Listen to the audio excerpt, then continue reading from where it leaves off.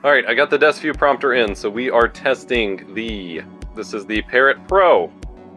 I'm just pointing at a white paper backdrop. This is at 24 millimeters on my Canon 24-70 on the R5C. You can see the phone in the bottom and the serious vignetting.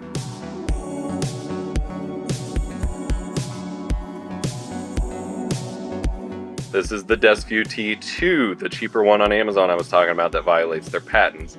You can still see vignetting in the corner at 24 millimeters and in the bottom corners as well, which was not present. You don't see the phone pop up, however.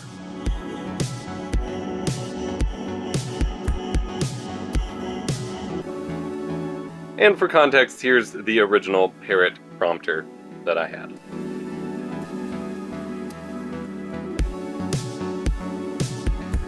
And here we have the Nikon Z8 at 24mm on the 24 to 120 lens that they included with my reviewer's kit with the original Parrot prompter. And here is the Desview T2. Weird, I don't see anything now.